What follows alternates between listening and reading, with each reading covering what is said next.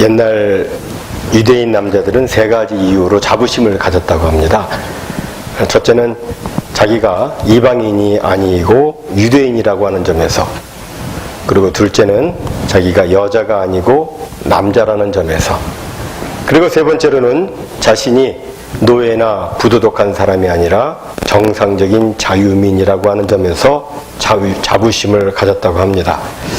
그런데 오늘 본문에 보면 그러한 자부심을 갖기는커녕 결점투성이요, 또 종교적으로나 사회적으로 외면당하고 철저히 무시당할 수밖에 없는 한 사람이 나오고 있습니다. 그 사람의 이름은 라합인데, 우선 이 사람은 이방인이었습니다. 선민이라고 자부하는 이스라엘 백성과는 아무런 상관이 없는 사람이었습니다. 그리고 여자였습니다.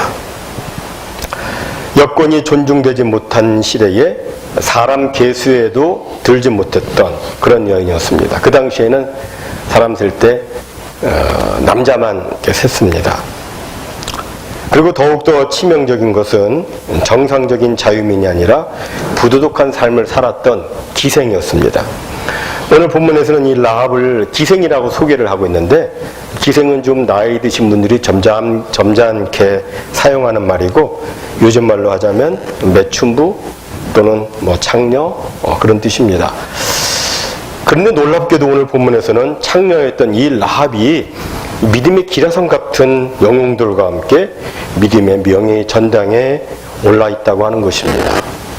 그리고 또 마태복음 1장에서는 아브라함과 다윗의 자손 예수 그리스도의 세계라, 그 족보에, 예수님의 그 족보에 이 라합의 이름이 올라 있다고 하는 것입니다. 그럼 과연 무엇이 그토록 부끄러운 삶을 살았던 이 여인을 믿음의 반열에 오르게 했으며 또한 예수 그리스도의 족보에까지 오르게 했는가? 여러분, 무엇이 그녀를 이렇게 바꾼 것입니까? 믿음이 그렇게 바꾼 것입니다. 이것이 믿음의 역사입니다. 하나님께서는 믿는 자를 변화시키십니다.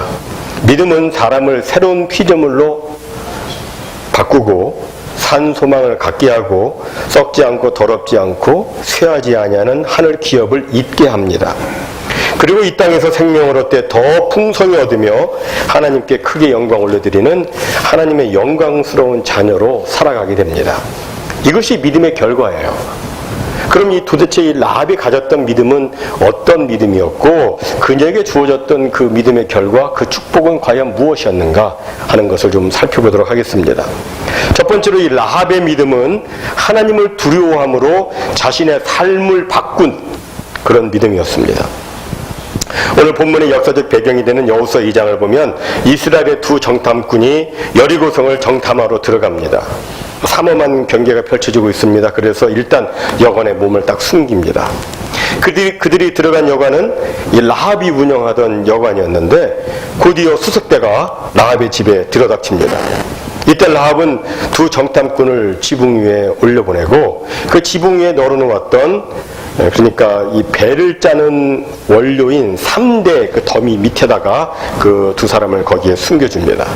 그래서 그들의 생명을 구합니다. 수색대가 가고 난 다음에 라합이 이런 말을 합니다. 여호와께서 이 땅을 당신들에게 주신 줄을 내가 압니다. 우리가 여러분을 심히 두려워하고 당신들 이야기를 들으면서 간담이 다 녹았습니다. 당신들의 하나님 여호와만이 상천하지의 하나님이십니다. 그 하나님께서 홍해를 가르셔서 교만한 바로의 군대를 벌하시고, 그리고 광야에서 악한 아모리족 속의 연합군을 전멸시킨 이야기를 우리가 들어서 잘 알고 있습니다. 이제 그 하나님께서 죄악으로 관영한 이 가나안 땅을 심판하실 것을 저도 또 잘 압니다. 아니, 제가 당신들에게 호의를 베풀어 준 것처럼 당신들도 나에게 호의를 베풀어 주십시오. 이렇게 이야기를 합니다. 이 라합의 이야기를 분석해 보면 일단 라합에게는 하나님을 아는 믿음이 있었음이 분명합니다. 믿음은 들음에서 나는데 분명 누군가를 통해서 이 라합이 여호와 하나님 이야기를 들었던 겁니다. 어쩌면 여관 손님들이 대화 나누는 그 이야기를 듣고, 손님들이 오니까 뭐 자기들끼리 얘기하지 않겠습니까? 멀리서 오고 하는데 그 이야기를 듣고 하나님을 알게 되었는지도 모르겠습니다. 어쨌든 라합은 하나님 이야기를 들었고 하나님을 알게 되었고, 그 하나님께서는 사람이 죄를 회개하지 않으면 반드시 벌하시는 분이시라는 것도 이 라합이 알게 되었습니다. 그때 아마 라합은 이런 생각을 했을 것입니다. 하나님께서 이 여리고성을 비롯해서 가나안 전 지역을 심판하시는 이유가 사람들이 죄를 지었기 때문이라면, 매춘을 함으로 사람들에게 음란과 방탕을 붙이기도 나는 얼마나 더 무서운 심판을 받게 될 것인가, 이런 생각을 했었을 것입니다. 그래서 지금까지는 내가 정말 부도덕하게 살아왔지만 이제부터는 다시는 그런 일을 해서는 안 되겠구나, 그런 결심을 하게 됩니다.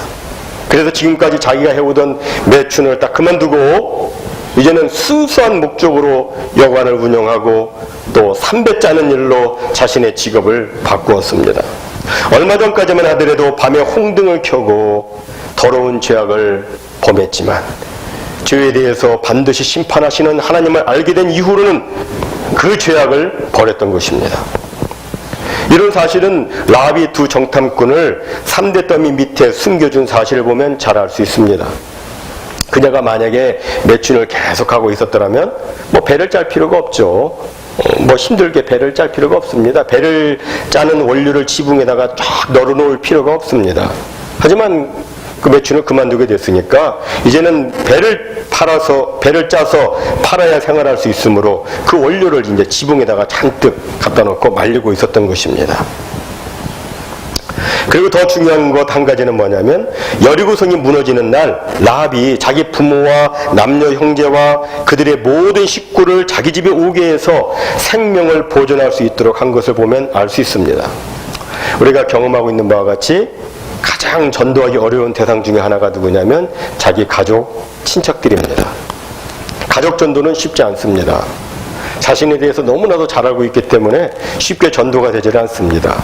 참으로 자신에게 무언가 영원한 생명, 참된 사랑을 소유한 새로운 피조물로서의 변화된 그 모습이 나타나지 않으면 가족 전도는 매우 어렵습니다.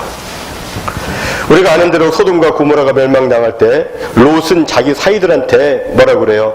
이 성이 불과 유황의 심판을 받게 될 것이다, 이렇게 이야기합니다. 하지만 사이들은 그 이야기를 농담으로 여겼다고 성경은 기록하고 있어요. 이것은 평소에 롯이 어떤 사람이었는가 하는 것을 보여주고 있는 대목이기도 합니다. 말해도 그것을 진정으로 받아들이지 않고 농담으로 여긴 거예요. 그는 사이들에게 아무런 믿음의 영향을 끼치지 못했던 것입니다. 하지만 이 라합의 경우는 다릅니다. 라합이 만약에 계속해서 사회적인 지탄을 받는 부도덕한 매춘을 하면서 그 일을 계속하면서 앞으로 하나님이, 거룩하신 영광의 하나님이 죄악으로 관영한 이 성을 멸하실 터인데 우리 집에 오면 살 수 있으니까 우리 집에 와 있으라, 이렇게 이야기를 했다면 아무도 그 말을 믿지 않았을 것입니다. 정신 나간 거 아니냐고 하면서 너나 잘하세요 라고 했을지도 모르겠습니다. 그러나 그녀에게 진정으로 변화된 삶이 있었기 때문에, 완전히 확연히 변화된 그런 삶의 모습이 있기 때문에 부모나 남녀 형제, 그들의 가족까지도 그녀의 말을 신뢰할 수 있었던 것입니다. 라합아, 네가 하나님을 믿고 그렇게 하나님을 두려워함으로 이와 같이 아름답게 네가 변화되었는데, 그런 네가 하는 말이라면 내가 믿겠다 하면서 라합이 오라고 했을 때 다들 그 집에 모였던 것입니다. 여러분, 라합의 믿음은 하나님을 믿는다고 하면서도 삶이 바뀌지 않은 그런 믿음이 아닙니다.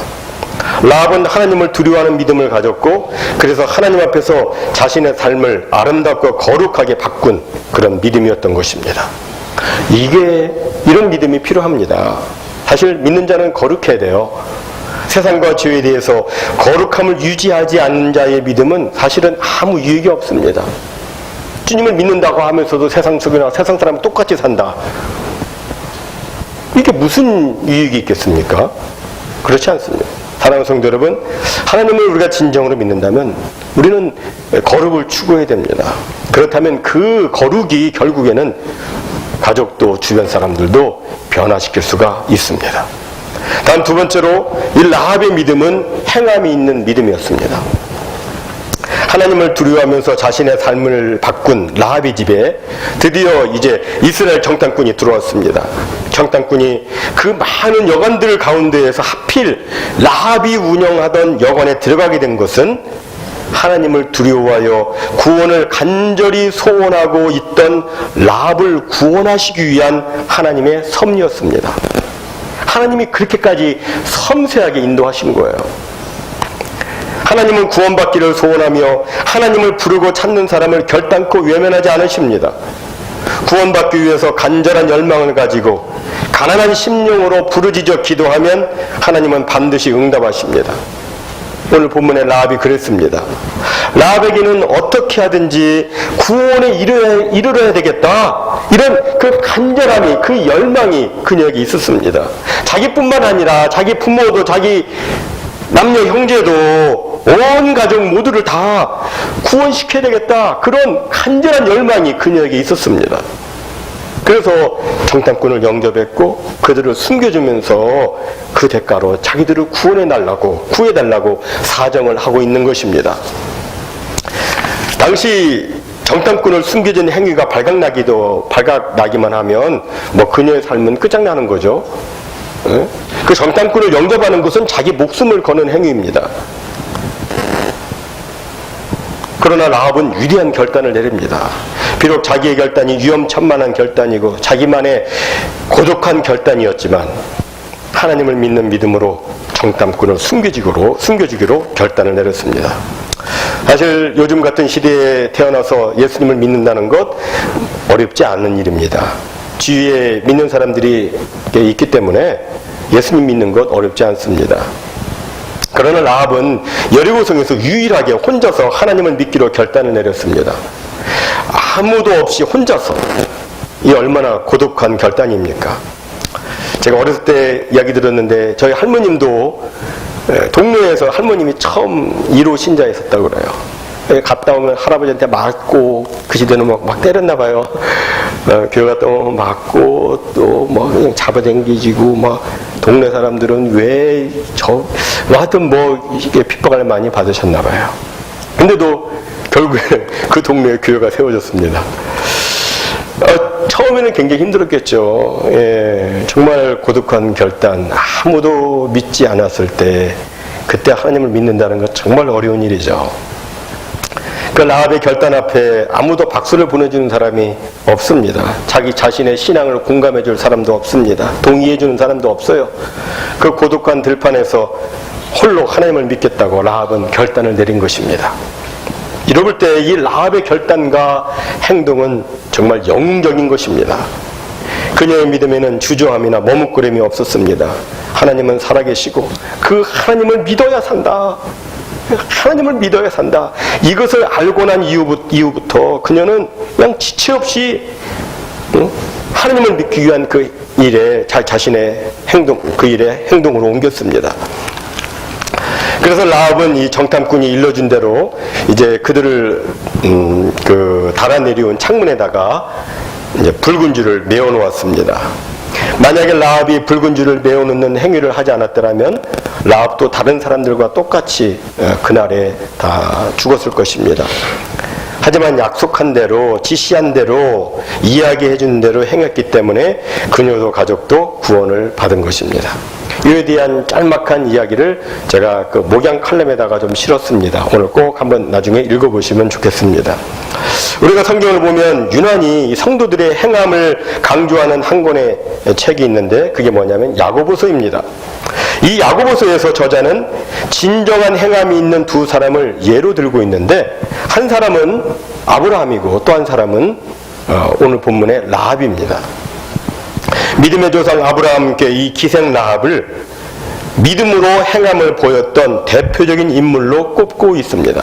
야고보서 2장 25절에 보면은 또 이와 같이 기생 라합이 사자를 접대하여 다른 길로 나가게 할 때에 행함으로 의롭다 하심을 받은 것이 아니냐라고 하면서 이 그녀의 행함을 강조하고 있습니다. 그런데 오늘 본문에서는 뭐라고 되어 있어요? 라합이 믿음으로 그렇게 했다고 말씀하고 있습니다. 믿음으로 그렇게 했다. 야고보서에서는 행함으로 그렇게 됐다. 오늘 본문에서는 믿음으로 그렇게 됐다라고 말씀하고 있습니다. 무슨 의미입니까? 믿는다는 것은 곧 행하는 것임을 보여주고 있는 것입니다. 참으로 믿는다? 그렇다면 행하는 거예요. 라합이 정탐꾼을 영접하는 것 자체는 목숨을 건 행동이며 매우 위험한 일입니다. 그럼에도 라합은 오늘 본문에 보니까 평안히 정탐꾼을 영접했다고 그렇게 묘사하고 있습니다. 여러분, 어느 누가 죽음 앞에서 두려움 없이 그렇게 할 수 있겠습니까? 죽음 앞에서 평안하게 그렇게 할 수 있겠습니까? 믿음이 아니고서는 불가능합니다. 세상 사람들은 죽음을 두려워합니다. 하지만 믿는 사람은 죽음의 두려움을 이깁니다. 죽음 앞에서도 평안히 자신의 믿는 바를 행함으로 옮기는 사람, 이 사람들이 크리스찬입니다. 이것이 바로 라합의 믿음이었던 것입니다.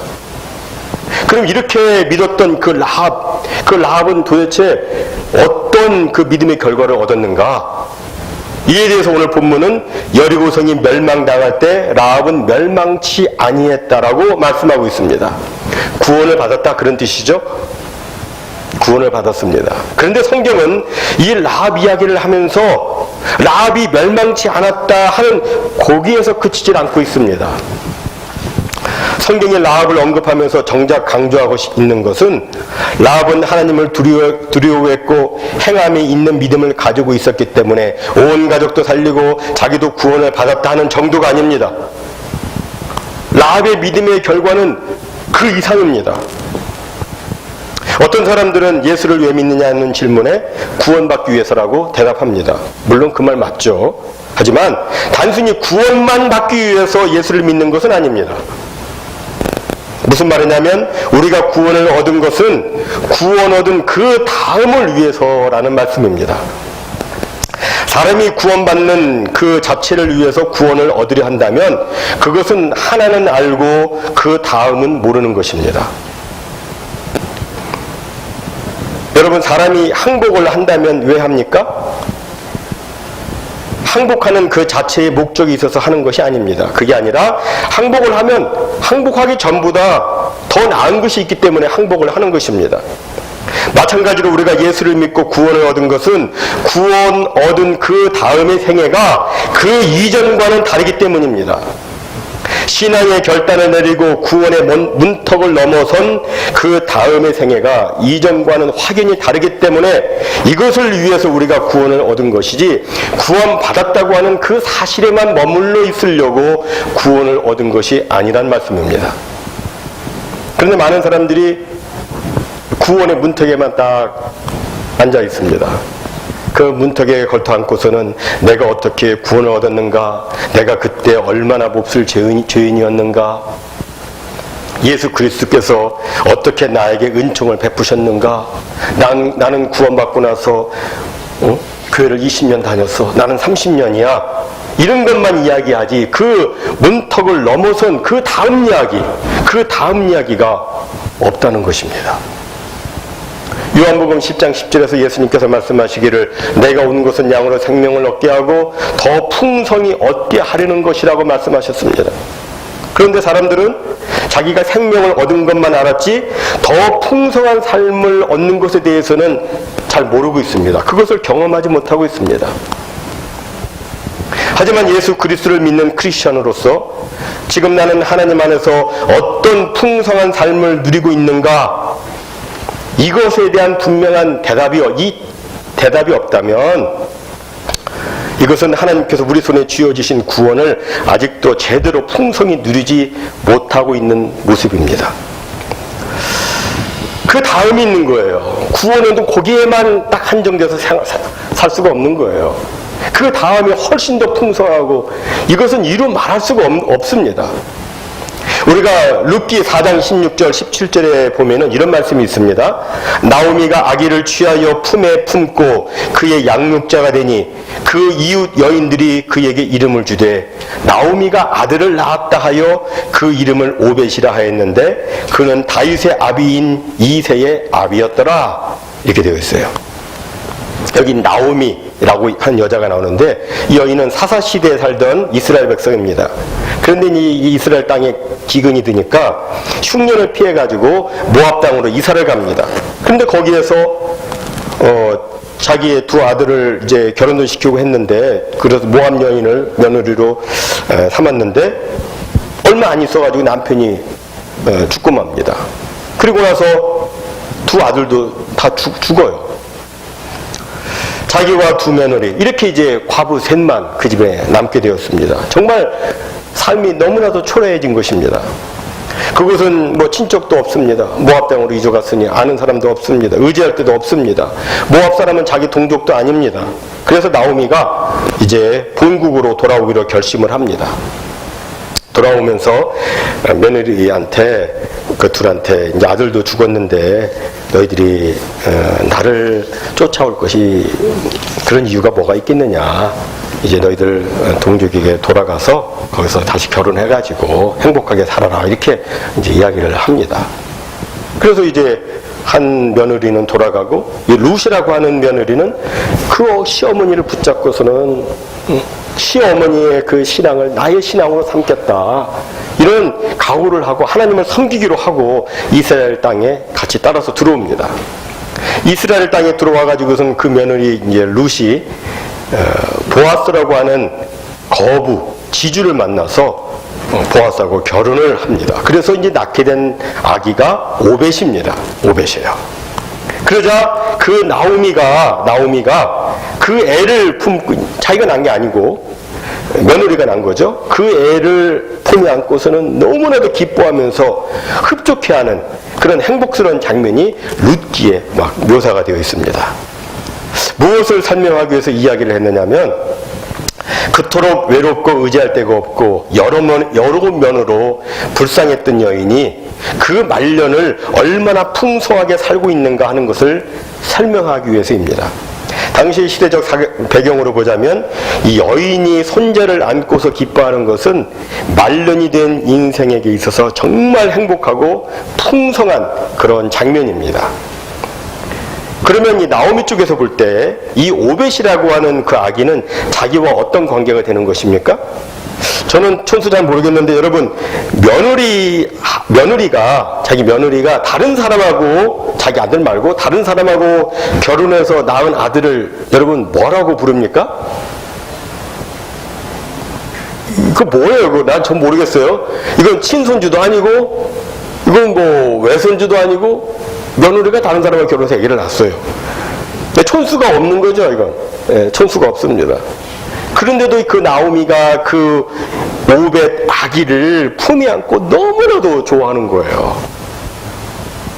그런데 마태복음 1장 5절에 나와 있는 족보를 보면 이 오벳이라고 하는 그 아기의 아버지가 보아스인데 보아스의 아버지가 누구냐면은 살몬이라고 되어 있습니다.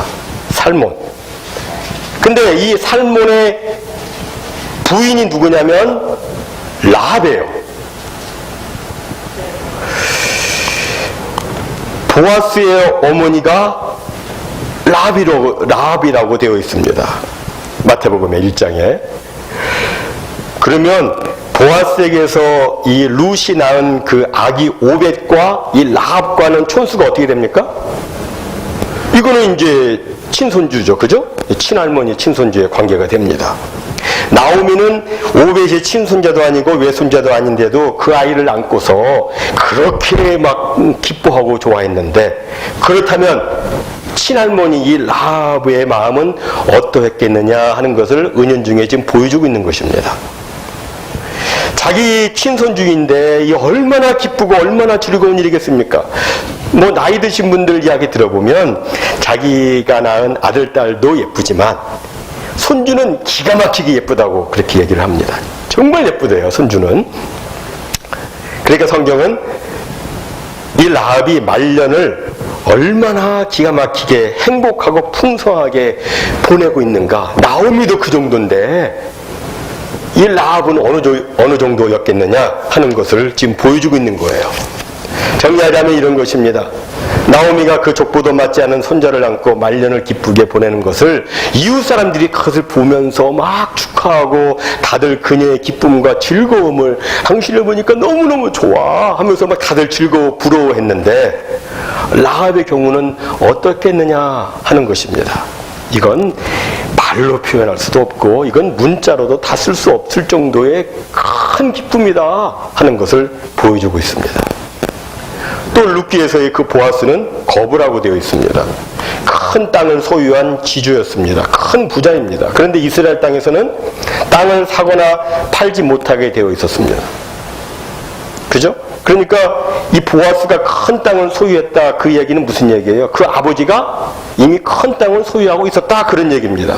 그 아버지 살문 때부터 많은 땅을 소유한 부자였다, 그런 의미입니다. 그렇다면 보아스가 큰 부자였다?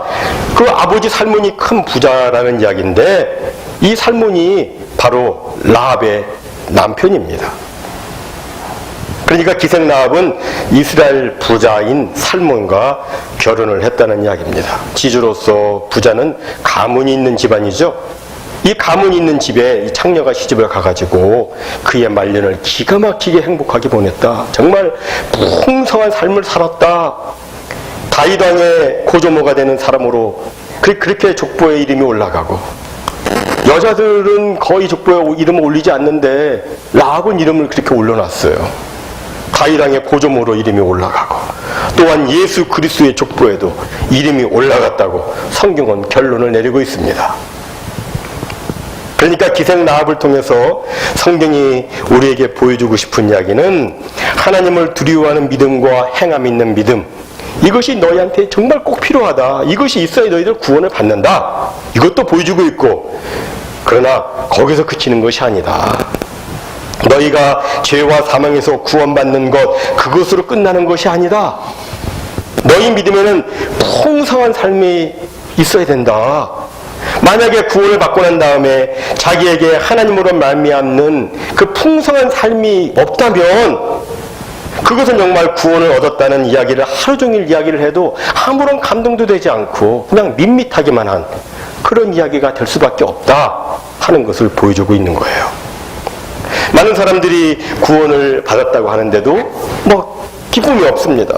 감사, 감격, 희열. 처음에 믿을 때는 그렇게 그냥 예수님 십자가만 생각해도 막 눈물이 주락주락 했는데 한참 어느 정도 지나다 보면 감격, 희열, 감사가 메말라 있는 것을 보게 됩니다. 왜 그렇습니까? 계속 문턱에 있기 때문에 그래요. 그 다음으로 나가야 됩니다. 너무나 메마르고 너무나 굳어있고 너무나 맹숭맹숭하고 아직 구원의 문턱에 그대로 걸터 앉아있기 때문입니다. 우리의 목적지는 구원의 문턱이 아닙니다. 우리는 그 자리에서 일어나서 신앙의 깊은 자리로 나아가야 됩니다. 그래야 구원과 생명의 풍성함을 경험할 수가 있는 것입니다. 예수 믿는다는 것이 정말 무엇인지 그 맛을 우리가 알 수가 있습니다. 이제 말씀을 맺도록 합니다. 사랑하는 성도 여러분, 오늘 우리는 이 라합의 믿음을 살펴보면서 그녀의 믿음은 하나님을 두려워해서 자신의 삶의 모습을 획기적으로 바꾼 믿음이었고 행함이 있는 믿음이었다. 또한 그녀의 믿음은 구원받은 그 자체에 머물러 있는 것이 아니라 그 다음에 이어지는 풍성하고 영광스러운 복과 삶을 누리는 그런 믿음이었다는 것을 살펴보았습니다.